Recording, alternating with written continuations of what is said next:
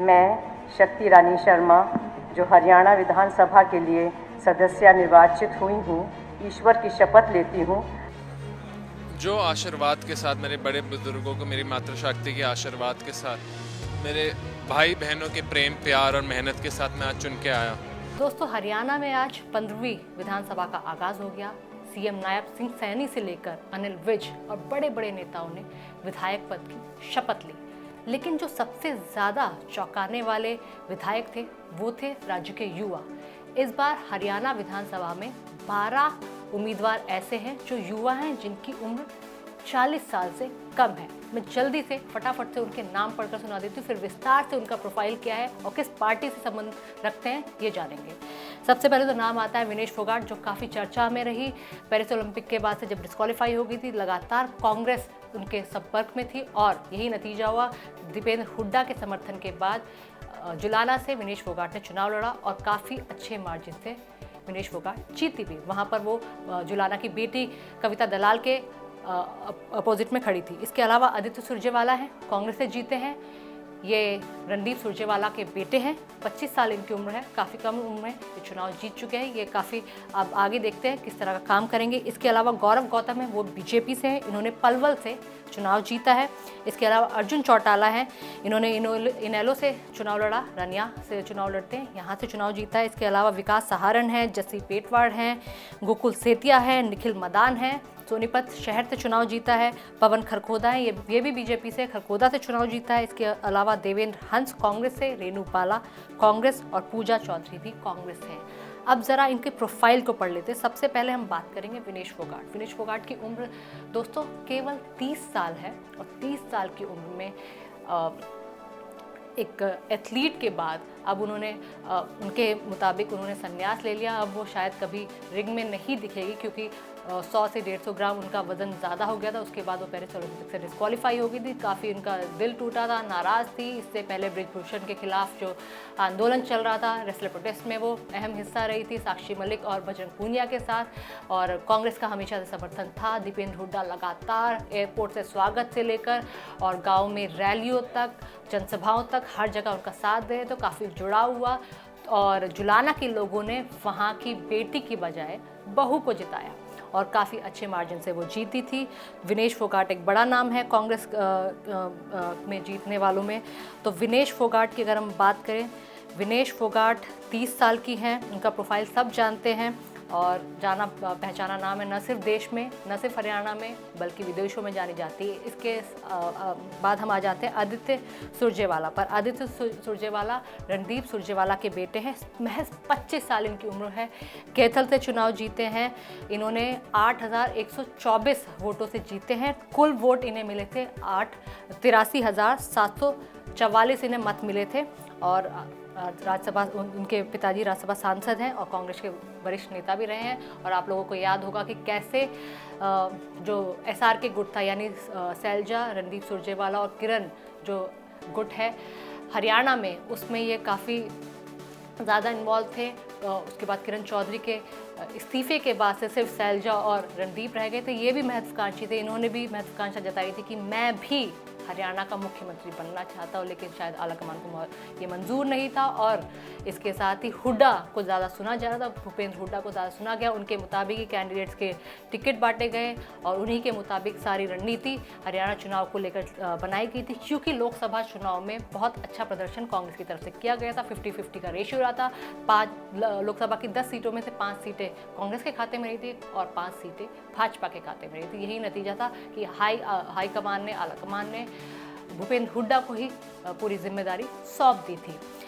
इसके बाद आ जाते हैं अर्जुन चौटाला पर। तीसरे सबसे कम उम्र के विधायक हैं, इनकी उम्र 32 साल की है। ये रानिया सीट से चुनाव लड़ते हैं, इनेलो से चुनाव लड़ते हैं और इनको 4,191 मतों से इन्होंने जीत हासिल की थी। और कुल इन्हें जो वोट मिले थे वो 43,914 वोट मिले थे। और इसके अलावा ये सब जानते हैं कि दादा चौधरी रणजीत सिंह के एक तरह से टक्कर वाला माना जाता है, उनकी छवि लोग इनमें देखते हैं। इसके साथ ही हम दूसरी लिस्ट पर आ जाते हैं। बहुत सारे चेहरे हैं, बहुत सारे युवा हैं जो 40 से कम उम्र के हैं और इनसे काफ़ी उम्मीदें भी हैं। निखिल मदान भी हैं जो सोनीपत से चुनाव लड़ते हैं, पंजाबी चेहरा है और ये बीजेपी की हमेशा से रणनीति रही है। उन्होंने काफ़ी देख समझ के टिकट बंटवारी किए थे। कुछ कैंडिडेट्स उतारे थे जो पंजाबी समुदाय को अपनी तरफ खींचे, उनमें से निखिल मदान एक चेहरा है। इसके अलावा उनकी कोशिश थी कि पंडितों के चेहरे भी उतारे जाए, तो पूरे वर्गों को जाति के हिसाब से भी वर्ग साधते हुए बीजेपी की तरफ से कैंडिडेट्स उतारे गए थे।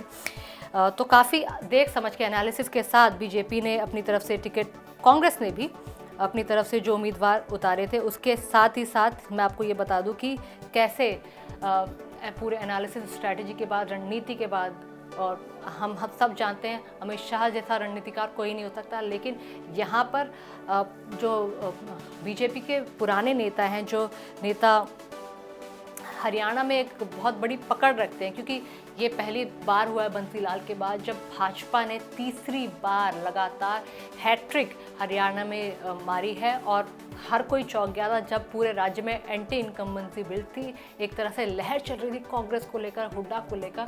वहीं जीत हासिल की भाजपा ने, और ये सब कुछ पॉसिबल हो पाया है नायब सिंह सैनी की वजह से। नायब सिंह सैनी का जो 6 महीने का कार्यकाल था मुख्यमंत्री के तौर पर, वो काफ़ी युवाओं को काफ़ी उन्होंने लुभाया है। युवाओं का साफ तौर पर एक इंटरेस्ट, एक एक्सपेक्टेशन नायब सिंह सैनी से बनी, और दूसरा ओबीसी जो वर्ग है उनको भी कहीं ना कहीं उन्होंने भी नायब सिंह सैनी को पसंद किया, और यही कारण है कि भाजपा ने तीसरी बार हरियाणा में सरकार बनाई है और काफ़ी अच्छे मार्जिन से सरकार बनाई है। पिछली बार 41 सीटें जीते थे, इस बार 48 सीटें जीते हैं। हालांकि इजाफा कांग्रेस की सीटों में भी हुआ है, 31 से 37 पर आया, लेकिन दबदबा तो वही बोलते हैं जिसकी सरकार है, दबदबा रहेगा। और ये साबित कर दिखाया, ये कमाल कर दिखाया नायब सिंह सैनी ने, उनकी रणनीति ने, और लोगों ने काफ़ी ज़्यादा उन्हें पसंद किया, ख़ास तौर पे युवाओं ने उनको पसंद किया। इसके साथ ही आगे की लिस्ट मैं आपको पढ़ के सुनाती हूँ कि कहाँ कौन किस उम्र के हैं। इसके अलावा शैली चौधरी हैं, टीचर हैं प्रोफाइल से इनका, नारायणगढ़ की पूर्व विधायक और सीपीएम रामकृष्ण गुर्जर की पत्नी है। हरियाणा बनने के बाद नारायणगढ़ की पहली महिला विधायक बनी है। उनके परिवार में 13 विधानसभा चुनाव में से 7 में जीत दर्ज की है, ये भी बड़ा नाम है। और इसके साथ ही साथ पूजा चौधरी है, कांग्रेस से उम्मीदवार है, 39 साल इनकी उम्र है। इन्होंने LLB किया है, इनके बारे में काफ़ी चर्चा है। अम्बाला से वर्तमान सांसद वरुण चौधरी की पत्नी और इनके ससुर फूलचंद मुलाना से इसी सीट से 4 बार विधायक रह चुके हैं और प्रदेश कांग्रेस के अध्यक्ष भी रह चुके हैं। पति वरुण ने भी यहाँ विधायकी जीती थी और पूजा चौधरी का ये पहला चुनाव था और जीत हासिल की है इन्होंने। इसके अलावा रेणु बाला है, ये भी कांग्रेस से आती है और ग्रेजुएट है। ये पढ़ाई इन्होंने सिर्फ ग्रेजुएशन की है। और सांसद कुमारी सैलजा के नेतृत्व में भाजपा छोड़कर 20 अप्रैल 2019 को कांग्रेस का हाथ थामा था और 2016 में जिला परिषद का चुनाव जीता था और 2019 के बाद पार्टी ने जिम्मेदारी दी। 2019 के चुनाव में सढौरा सीट से पहली बार महिला विधायक बनी है और सढौरा की जनता ने इन्हें काफ़ी सराहा है, काफ़ी इन्हें पसंद किया है, तो उनके बीच में भी काफ़ी चर्चित रही हैं। और इसके अलावा जो युवा वर्ग हैं, देवेंद्र हंस का नाम आता है। देवेंद्र हंस ने BA किया, सिर्फ 37 साल की इनकी उम्र है और निर्दलीय प्रत्याशी है ये। और लेकिन 2019 में भी इन्होंने चुनाव लड़ा था, निर्दलीय चुनाव, उस समय हार गए थे, लेकिन इस बार दोबारा से चुनाव में मैदान में उतरे और जीत हासिल की है। कांग्रेस में शामिल होने के बाद अहम भूमिका इन्होंने निभाई है। और इसके अलावा एक बड़ा नाम आता है विकास सहारण का, केवल 35 साल इनकी उम्र है। हिसार से कांग्रेस जयप्रकाश के बेटे हैं, सांसद है जयप्रकाश, और इससे पहले जयप्रकाश कलायत से निर्दलीय भी चुनाव जीत चुके हैं। पूर्व मुख्यमंत्री भूपेंद्र सिंह हुड्डा के काफ़ी करीबी माने जाते हैं विकास। आदित्य सुरजेवाला के बारे में आपको मैं बता चुकी हूँ। तो ये कुछ नाम थे जो युवा चेहरे थे जो कांग्रेस विधानसभा में शामिल हुए हैं और आज इन सब ने शपथ ली है विधायक।